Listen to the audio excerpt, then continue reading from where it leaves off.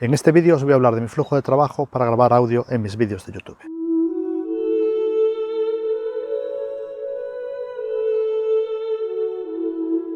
Este vídeo es la segunda parte de un vídeo que publiqué la semana anterior, donde os hablaba del material que tengo, pero realmente no os hace falta ver ese vídeo para ver lo que voy a explicar en este ahora mismo. Si queréis saber un pelín más de detalle todos los componentes que vais a ver ahora que uso aquí, os dejo por ahí abajo en los comentarios un enlace al mismo para que le echéis un vistazo. Antes de empezar a explicar el flujo de trabajo de cómo yo grabo audio para este canal de YouTube, una pequeña advertencia.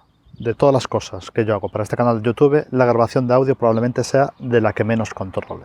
O sea que a lo mejor alguna persona que controla temas de audio se tira las manos de la cabeza con lo que yo voy a explicar ahora mismo. Así que mirar este vídeo con una perspectiva crítica y informaros en otros vídeos, en otros tutoriales que podéis encontrar por internet de cómo optimizar el audio para vuestro propio canal de YouTube. Aunque veáis que yo estoy usando una grabadora externa, todo lo que os voy a explicar aquí vale lo mismo si conectáis un micrófono directamente a vuestra cámara. Si miráis en control de volumen de vuestra cámara, de niveles de audio de vuestra cámara o de la grabadora, veréis que esto tiene una escala que suele ir habitualmente de menos 48 hasta 0. Esta escala es en decibelios y un decibelio básicamente está midiendo la diferencia entre dos presiones, la relación entre dos presiones sonoras. De eso realmente no nos importa a nosotros para entender cómo funciona esta escala. Y ahora que la estáis viendo aquí o lo estáis viendo en vuestra cámara, a lo mejor os preguntáis os decís que los números están colocados de una forma un poco rara, avisaros que esa escala está en formato logarítmico, con lo cual tenerlo en cuenta de que según os vais a acercar al cero, la distancia entre valores va a ser más pequeña que según os alejáis del cero. Cuando ajustéis los niveles de audio, ya sea en vuestra cámara o en vuestra grabadora, lo que tenéis que saber es que esos nunca pueden llegar a tocar cero. Si llegan a tocar cero, quiere decir que el sonido va a estar saturando, que el amplificador de audio se va a saturar y el sonido va a sonar distorsionado. Realmente, según lo que he visto por ahí, un buen compromiso para los niveles de audio entre que no tengan mucho ruido porque son muy bajos o no saturen porque estamos tocando el cero, es colocar más o menos, cuando ajustamos un micrófono, hacemos que la persona o nosotros mismos hablemos y coloquemos más o menos esos niveles alrededor de menos 12, menos 10 decibelios. Con esto conseguimos dos cosas. Por un lado conseguimos tener unos niveles de volumen de entrada bastante decentes, con lo cual el ruido va a ser mínimo, y por otro lado conseguimos que en caso de que esa persona se emocione, hable más alto, ría, etcétera, no llegue a tocar cero. Yo lo que suelo hacer, más o menos aquí con la grabadora en la mano, que también lo podéis hacer con la propia cámara, etcétera, es más o menos practicar un poco el guión, mirar más o menos la dirección o tener la cara en la misma dirección en la que voy a hablar habitualmente, porque si lo que hago es mirar a la grabadora tal como la tengo aquí abajo, y voy a ver que los niveles saturan mucho más porque he bajado mi boca, está en dirección del micrófono y el micrófono va a amplificar mucho más esa señal. Realmente lo que queremos ajustarlos es más o menos cuando miremos o en la posición que vayamos a estar mirando a esa persona directamente hacia nuestra cámara, en el mayor caso de las ocasiones. Después, si esa persona baja la cabeza para, yo que sé, mirar el teclado, etcétera, cualquier cosa que estáis haciendo ahí en ese vídeo, no os preocupéis, al ajustar a menos 12 tenéis ese margen de maniobra para que no se os sature el micrófono. Yo prácticamente solo uso micrófonos de corbata, no por ningún motivo particular, básicamente es porque son los que tengo. Y la posición ideal para colocar el micrófono de corbata, según tengo entendido, es más o menos a esta altura del cuerpo. No está muy para arriba, con lo cual no está muy pegado a la garganta y no podemos tener sonidos gargantales, es decir, muy reverberación de aquí. Queda una buena distancia para que la voz que sale de mi boca le llegue al mismo. Y también fijaros que lo he colocado centrado. Esto es importante porque si ahora de repente me giro hacia este lado o me giro hacia este otro lado, mi boca va a estar más o menos a la misma distancia del micrófono. Si colocase el micrófono aquí y me giro hacia este lado, pues el micrófono estaría más lejos de mi boca y pillaría peor el sonido. Estos micrófonos de corbata suelen ser de los que se tipos omnidireccionales. ¿Qué quiere decir esto? Pues que van a pillar sonido en cualquier dirección que llegue al propio micrófono, van a ser sensibles a cualquier dirección. Esto es importante para saber en caso de dónde venga el ruido. Por ejemplo, ahora mismo tengo una carretera detrás y para intentar tapar un poco el sonido, que no sé si voy a tener mucho éxito consiguiéndolo, me he puesto de espaldas a la carretera, con lo cual ahora mi cuerpo está tapando las ondas sonoras que vienen de esa carretera y no llegan al propio micrófono.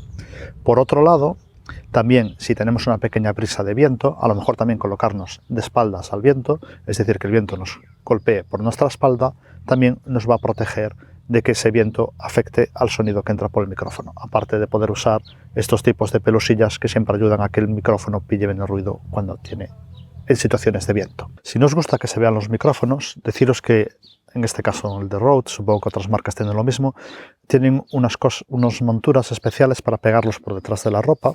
Son de silicona, personalmente no me gusta mucho porque es mucho coñazo hacer todo eso simplemente para que no se vea el micrófono.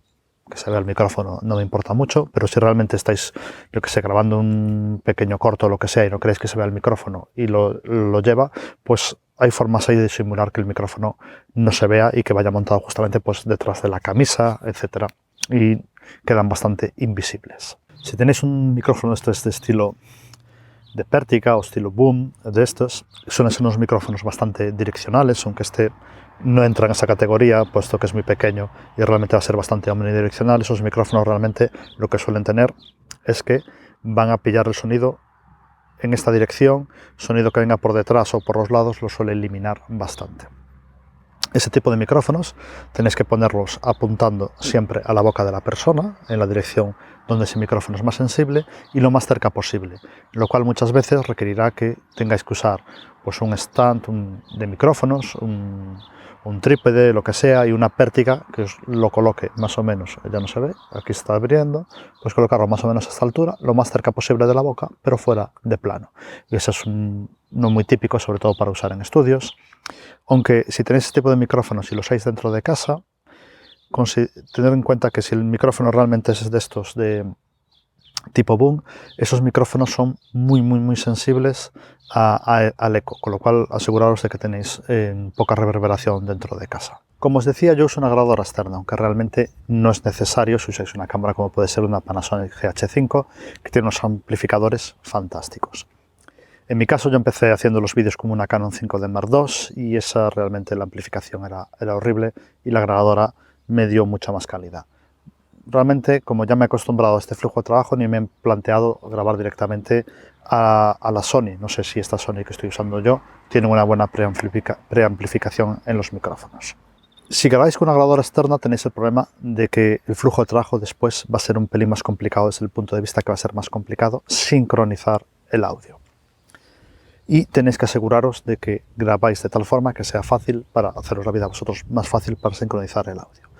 Realmente sincronizar el audio en programas como pueden ser hoy en día Final Cut, DaVinci Resolve o Premiere, que son los típicos para edición de vídeo, lo hacen bastante bien, es un paso sencillito, los dos audios, el vídeo y el audio externo, y lo suelen sincronizar bastante bien.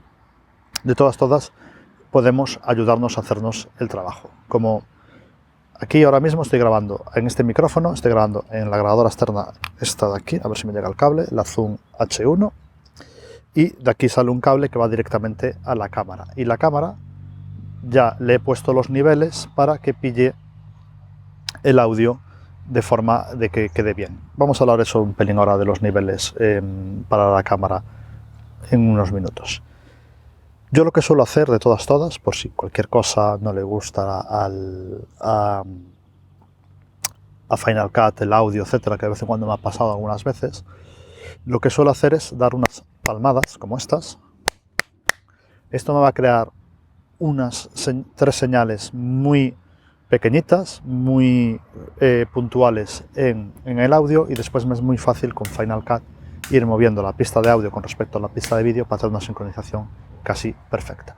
Por eso muchas veces en las películas usan esa claqueta, esa crea un perfil, crea una cosa mucho más lineal, con lo cual es mucho más fácil todavía sincronizar el audio. Muchas veces he grabado sin pasar un cable a la propia cámara. Esto puede ser debido a momentos que me es mucho coñazo, a lo mejor ando cambiando mucho de plano, me es mucho más cómodo al no andar moviendo los cables de un lado para otro.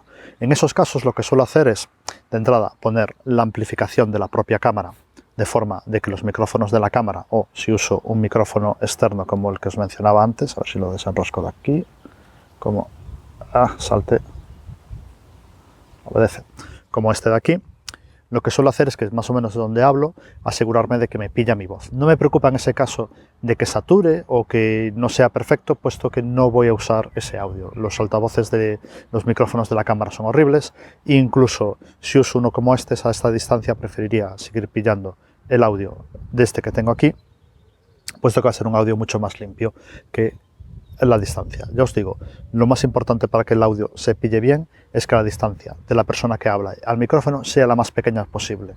Cada vez que aumentáis más la distancia, más ruido puede aparecer en la toma. Y lo que hago en ese momento es, con este micrófono cerca y los micrófonos de la cámara cerca, vuelvo a dar esas 3 palmadas. Y eso me va a hacer que me quede al menos ahí bien marcado, tanto en la pista de audio de la cámara como en la pista de audio de la grabadora, esas 3 palmadas, y después, en caso de que Final Cut, que es el programa que uso yo, no consiga sincronizar el audio, pues sé que con esas 3 palmadas lo voy a poder hacer en cuestión de menos de un minuto yo perfectamente.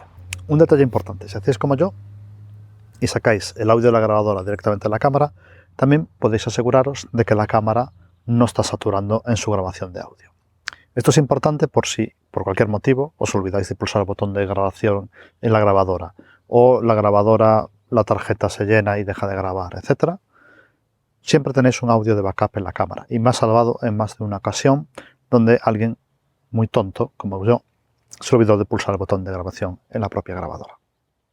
Esto nos va a salvar en el caso de que la grabadora se quede sin batería. Si la grabadora se queda sin batería, no manda ninguna señal a la cámara y ninguno de los dos dispositivos graba audio, simplemente tenéis un vídeo de vosotros en mute, en mudo, que no vais a poder usar para nada. Bien, y aquí hay un pequeño detalle que muchas veces las grabadoras, por ejemplo esto me pasa con la Zoom H5, manda lo que se conoce como una señal muy caliente a la entrada del micrófono de la cámara y satura completamente la cámara. Incluso aunque pongamos la amplificación mínima en la cámara, los micrófonos saturan, con lo cual fijaros en ese detalle, ajustar también la amplificación de la salida de la grabadora para que la cámara vuestra no sature, y así tenéis pues el audio del propio grabadora y el audio de la cámara que os vale de backup en caso de que el audio de la grabadora os esté fallando. Realmente la pregunta original que me habían hecho en el vídeo era qué hago yo para protegerme del viento cuando grabo audio. Aparte de lo que os comenté antes, de ponerme a lo mejor de espaldas del viento, lo cual no suele funcionar mucho cuando tenemos viento que se mueve de cualquier dirección, lo cual es casi lo más habitual, es raro que el viento venga habitualmente de una sola dirección, es usar estas cosas de aquí, que son estas pequeñas protecciones de pelos. Es lo más efectivo que podéis poner a día de hoy para conseguir que el micrófono de este de corbata no sature por culpa del viento. En los micrófonos estilos boom hay otras protecciones más grandes todavía, aparte de los pelos también tienen una especie de cápsula que los envuelve, que también suele ir bastante bien. Y eso es lo que habitualmente usa la gente para protegerse del viento. Todas, ya os advierto que si hace un viento huracanado, por muchos pelos que tengáis, se va a saturar el micrófono. Va a haber tanto ruido que vuestra voz ni siquiera se va a poder oír, el micrófono no lo va a poder pillar. Con lo cual no es un sistema infalible. Si hace mucho viento, habitualmente ya desisto y no grabo. Por ejemplo, cuando fui con Xavi a grabar el vídeo de su entrevista, estuvimos recorriendo todo el puñetero delta del Ebro hasta que encontramos un sitio donde estábamos algo protegidos del viento. Era casi imposible grabar en aquellas condiciones. Si estáis grabando vuestro audio y de repente viene mucho viento y queréis saber si el audio quedó bien, no uséis el altavoz que trae vuestra propia cámara o el que pueda traer la grabadora que estáis usando. Usar unos, que los tengo todos envueltos, bueno, unos auriculares como estos que tengo aquí, o pueden ser los mismos que tenéis para el teléfono móvil, porque esos vais a poder escuchar el audio bien y os va a poder indicar bien si está bien grabado o no. Es lo mismo también si estáis monitorizando el audio de una grabación para otra persona, poneros unos auriculares también os va a ayudar bastante a saber si esa toma, el audio quedó bien o si entró un ruido como probablemente el de la moto que está pasando por detrás mía, entre un pelín en estos micrófonos que tengo aquí. Esta es la segunda parte de estos vídeos. En la tercera parte os hablaré un pelín de cómo edito yo el audio de esos vídeos. Va a ser un vídeo bastante breve porque realmente yo le hago muy poquito. Realmente una persona que controla edición de audio a lo mejor se tira bastante de los pelos con la forma que edito yo después el audio para añadirlo a mis vídeos en Final Cut. Si queréis verlo, ya sabéis, ahí tenéis un botón por ahí abajo para suscribiros. Si os ha gustado el vídeo podéis dar un me gusta y nos vemos en el siguiente vídeo.